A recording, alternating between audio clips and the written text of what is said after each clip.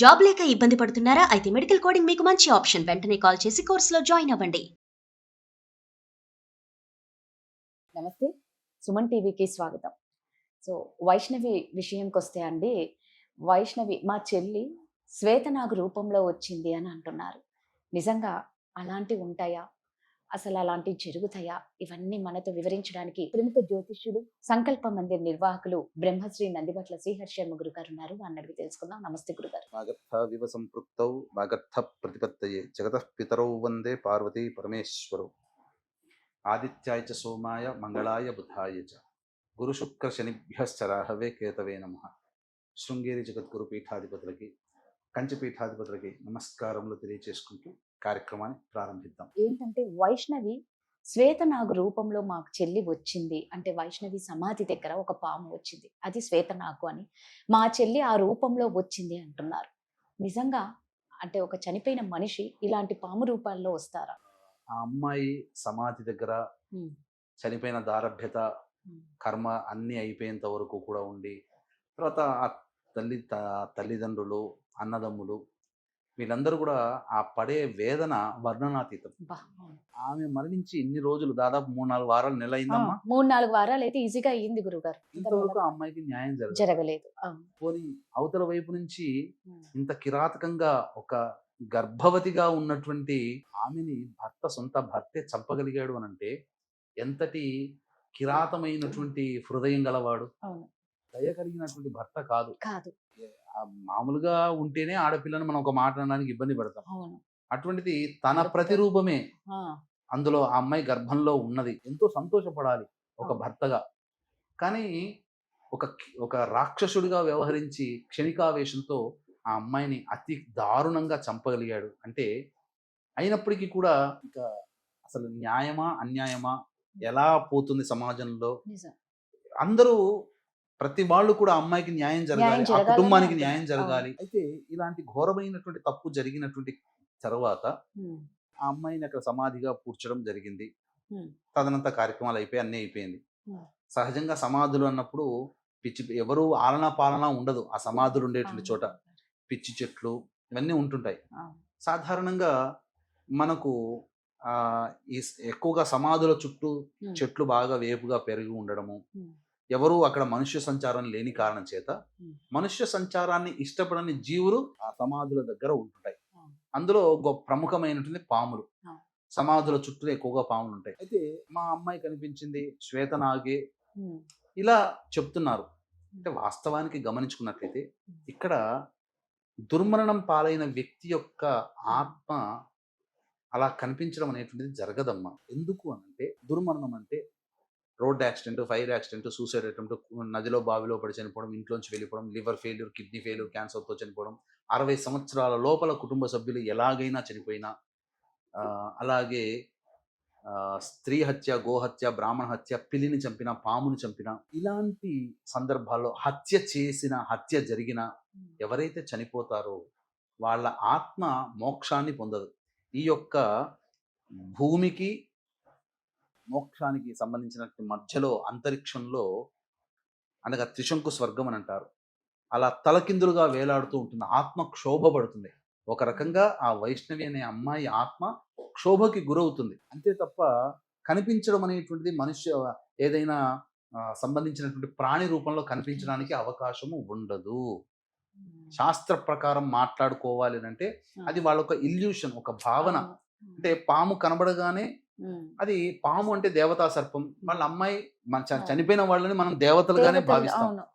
మనకు పల్లెటూళ్ళలోనే ఎక్కడైనా పితృదేవతలు అని అంటాం. ఎవరైనా అబ్బాయి చనిపోయినా, అమ్మాయి చనిపోయినా, ఎవరు చనిపోయినా, పిల్లలు చనిపోయినా దేవతల కిందనే లెక్క కడతాం. పితృదేవతలు అంటే పితృ అంటే మగవాడు కాబట్టి మగవాడు చనిపోతేనే పితృదేవతలు కాదు. స్త్రీ అయినా, పురుషుడైనా, బాలుడైనా, బాలికనైనా చనిపోతే ఆ సంబంధించినటువంటి పితృదేవతల కింద లెక్క. ఇప్పుడు ఒక కాదు 2 ప్రాణాలు పోయాయి. కాబట్టి ఆ యొక్క శాప ప్రభావం, పంచశాప ప్రభావాలు అని అంటారు. ఇవి ఉన్నప్పుడు మారు బలిని కోరుకుంటాయి. కుటుంబంలో దుర్మరణాలు జరిగితే మారు బలిని కోరుకుంటాయి. అందుకనే మనం ఉపేక్ష చెయ్యకూడదు. ఇది ఆ అమ్మాయి వాళ్ళ కుటుంబానికి జరిగిన నష్టాన్ని ఎవరు పూడ్చలేరు. అమ్మా, అవును గురుగారు. ఇప్పుడు ఎంత డబ్బులు ఇచ్చినా ఏం చేసినా ఆ తల్లి ఇంకో- కడుపు కోత ఎవరు ఇంకో వైష్ణవి అయితే రాదు రాదు కదా. కదా. అవును ఒక మనిషిని పోలిన మనుషులు 7 ఉంటారు ప్రపంచంలో. అవును అవును. ఆ 7లో వైష్ణవి లాగా ఉండే అమ్మాయిని పట్టుకొచ్చిన సొంత కూతురు అయితే కాదుగా. కాదు కదా. ఆ లోటుని ఎవరు పూడ్చలేరు. కానీ ఆ అమ్మాయికి న్యాయం ఇక్కడ మనం జరిగేటువంటిది న్యాయం అనుకుంటాం. కానీ శాస్త్ర ప్రకారం న్యాయం జరగాలి అని అంటే ఆ అమ్మాయికి పట్టినటువంటి దుర్గతి ఏది ఉందో ఆ దుర్గతిని విమోచన చెయ్యాలి. అంటే ఏ కుటుంబంలోనైతే ఇప్పుడు చెప్పబడినటువంటి దుర్మరణాలు కలుగుతాయో ఆ కుటుంబంలో ఒక మారు బలిని కోరుకుంటుంది. ఇప్పుడు ఒక అపవాదు ఉంది. ఆ చంపినటువంటి హరిబాబు అనేటువంటి తండ్రిని సొంత తల్లే చంపింది అని ఒక అపవాదు. ఏదో హార్ట్ అటాక్ తోనో ఏదైతేనేమి చిన్నతనంలో కోల్పోయాడు. వైష్ణవి చనిపోక ముందు కూడా గురుగారు మీరు అన్నట్లే వాళ్ళ ఫ్యామిలీలో మీద మీద ఒక్కొక్కరు చనిపోతూ వచ్చారట. ఎవరి ఫ్యామిలీలో? ఈ వైష్ణవి వాళ్ళన్న ఒక వీడియో రిలీజ్ చేశారు. వాళ్ళ నానమ్మో ఎవరో అంటే ఒక్కొక్కరు చనిపోతూ వచ్చారు. వైష్ణవి చనిపోక ముందు కూడా అంటే పాపం వాళ్ళు మా ఫ్యామిలీలోనే ఎందుకు ఇలా అవుతుంది, ఇంతమంది ఎందుకు చనిపోతున్నారని వాళ్ళన్న ఒక వీడియో కూడా వదిలారు. మాకే ఎందుకు అవుతుంది? ఇది దుర్మరణాలు జరిగినప్పుడు ఇది మారుబలిని కోరుకుంటుంది. మీకు ఉదాహరణ చెప్తానమ్మా. ఉదయ్ కిరణ్ ఉదాంతం తీసుకోండి. వాళ్ళ అన్నయ్య గొప్ప మెడిసిన్ లో గొప్ప టాప్ ర్యాంకర్, మంచి సీట్ సంపాదించాడు నేషనల్ లెవెల్లో. కానీ పరిస్థితులు అతనికి అనుకూలించక ఎదుటి వాళ్ళు టీస్ చేయడం వల్ల నేను ఈ లోకంలో ఉండాల్సింది కాదు, నేను బాధపడ్డాడు, ఈ లోకంలో ఉండాల్సింది కాదు, సూసైడ్ చేసుకున్నాడు. అప్పుడే పరిహారం చేసుంటే బాగుండేది. ఆ దుర్మరణం పాలైంది కదా. మారుబలిని మళ్ళీ తల్లి రూపంలో కోల్పోయింది. తల్లి ఉదయ్ కిరణ్ తల్లి పుష్కరాల్లో పోయినప్పుడు నదిలో పడి చనిపోయింది. కానీ అప్పటికైనా పరిహారం చేసుకుంటే బాగుండేది. కనీసం ఉదయ్ కిరణ్కి అలాంటి ఆలోచన. ఎందుకంటే ఒక దుర్మరణం ఇంకొక మారుని బలి కోరుకుంటుంది. ఇప్పుడు విజయ్ ఆంటోని ఉన్నాడు, బిచ్చగాడు హీరో. తను 9వ తరగతి చదువుతున్నప్పుడు తన తండ్రి సూసైడ్ చేసుకున్నాడు. తర్వాత తన తరంలోకి వచ్చేసరికి తనకి పుత్ర సంతానం లేదు, కేవలం ఆడపిల్లలే. ఆడపిల్ల అయినా కానీ బాగుందంటే మళ్ళీ ఇంటర్మీడియట్ లో ఆ అమ్మాయి సూసైడ్ చేసుకుంది. ఇప్పుడు ఈ పరిహారం అనేటువంటి చేసుకోలేకపోవడం వల్ల ఇలాంటివి జరుగుతాయి. ఎన్టీ రామారావు ఫ్యామిలీ చూసుకోండి. పెద్ద కొడుకు రామకృష్ణ మశూచి వ్యాధితో పోయారు. తర్వాత తండ్రి కార్ యాక్సిడెంట్ లో పోయాడు. హరికృష్ణ పెద్ద కొడుకు జానకిరామ్, హరికృష్ణ, ఎన్టీ రామారావు చిన్న కూతురు ఉమామహేశ్వరి, ఎన్టీ రామారావు ఒక మనవరాలు, ఎన్టీ రామారావు తమ్ముడు త్రివిక్రమరావు పెద్ద కొడుకు కళ్యాణ్ చక్రవర్తి కంటే ఇంకో పెద్దవాడు, ఆయన కూడా హీరో చేశాడు 2-3. మనకందరికీ ఇష్టమైన జూనియర్ ఎన్టీఆర్ కూడా మరణం అంచుల దాకా వెళ్ళి వచ్చాడు సూర్యాపేటలో. అంటే వాళ్ళ కుటుంబంలో జరిగింది ఒక మరణం, మళ్ళీ మారుబలిని కోరుకుంటారు. ఈ కుటుంబంలో కూడా వైష్ణవికి వివాహం అయింది కాబట్టి చేసుకున్న భర్త కుటుంబానికి చెందుతుంది. ఇక్కడ పుట్టిన గోత్రం అక్కడదే అవుతుంది. వివాహం అయిన తర్వాత ఆ కుటుంబంలో దుర్మరణం జరిగిన చేసుకోలేదు, మారుబలి రూపంలో వైష్ణవిని కోల్పోయింది. అందుకనే దీన్ని దృష్టిలో పెట్టుకునే వీక్షించేటువంటి ప్రేక్షకులు ఖచ్చితంగా ఇటువంటి దుర్మరణాలు జరిగినప్పుడు వెంబడే ఈ పంచశాప ప్రభావాలు, స్త్రీ శాపము, గురు శాపము, దైవ శాపము, సర్పశాపము, పితృశాపము, ఈ 5 శాప ప్రభావాలు కుటుంబంలో ఉంటే అవి మారుబలిని కోరుకుంటాయి. ఎలా గుర్తించవచ్చు అంటే తండ్రి లేదా భర్త వైపు 6 తరాలు, తల్లి లేదా భార్య వైపు 3 తరాల్లో దుర్మరణాలు, road accident, fire accident, suicide attempt, నదిలో బావిలో పడి చనిపోవడం, ఇంట్లోంచి వెళ్ళిపోవడం, లివర్ ఫెయిల్యూర్, కిడ్నీ ఫెయిల్యూర్, క్యాన్సర్తో చనిపోవడం, 60 సంవత్సరాల లోపల చనిపోయిన, పిండ ప్రదానాలు చేయలేకపోయినా, హత్య గావించబడ్డ, స్త్రీ హత్య, గోహత్య, బ్రాహ్మణ హత్య, పిల్లిని చంపిన, పామును చంపిన ఈ పంచశాప ప్రభావాల నుండి కుటుంబంలో మనశ్శాంతి అనేటువంటిది లేకుండా ఇబ్బంది పడుతుంది. ఒక దుర్మరణం మారుబలిని కోరుకుంటుంది. లేదా ఇంకో రూపంలో కుటుంబ సభ్యుల మధ్య అవగాహన ఉండదు. ఎవరికి వారే యమునా తీరే, ఎవరి డిసిషన్ వారిదే. కానీ ఒక ఇంట్లో ఉంటారు, కానీ ఎవరికి సంబంధం లేకుండా జీవిస్తుంటారు. అలాగే మందులకు నయంకాని రోగాలతో బాధపడుతుంటుంటారు. అన్ని అవకాశాలు దగ్గర దాకా వచ్చి వెనక్కి వెళ్ళిపోతుంటాయి. ఇలా ప్రతి దాంట్లో కూడా సంతోషం అనేది లేకుండా జీవిస్తుంటారు. సంతానం కలగదు, పెళ్లిళ్ళు కావు, అయినా డైవోర్స్లు అయిపోతూనే ఉంటుంటాయి. ఇలా చెప్పుకోలేమమ్మా. అనేక రకాల సమస్యలకి కారణం ఈ పంచశాపాలు. అందుకనే దీన్ని దృష్టిలో పెట్టుకొని మన పీఠం ఆధ్వర్యంలో ప్రతి నెల ఈ పంచశాప నివృత్తి పూజలు, హోమాలు అనేటివి చేయించడం జరుగుతుంది. అలాగే ఈ ఏప్రిల్ నెలలో 17వ తారీఖు రోజున చేయిస్తాం, మే నెలలో 16వ తారీఖు రోజున చేయిస్తాం. అవన్నీ కూడా అవకాశం ఉన్న వాళ్ళు ఈ కార్యక్రమంలో కాంటాక్ట్ చేసి ఆ పంచశాప నివృత్తి చేసుకుంటే, మన బాబాయ్ కుటుంబంలో జరిగింది, మా బాబాయ్ మనవరాలు చేసుకుంది, మాకేం సంబంధం అనట్లేదు, మా మేనమామ కుటుంబంలో జరిగింది, మాకు సంబంధం లేదు అనడానికి లేదు. ఒక కుటుంబంలో ఒక వ్యక్తి చనిపోతే మైల పట్టగలిగే బంధుత్వం ఉన్నంత వరకు ఎవరు చనిపోయినా దుర్మరణం అది మనకు వర్తిస్తుంది.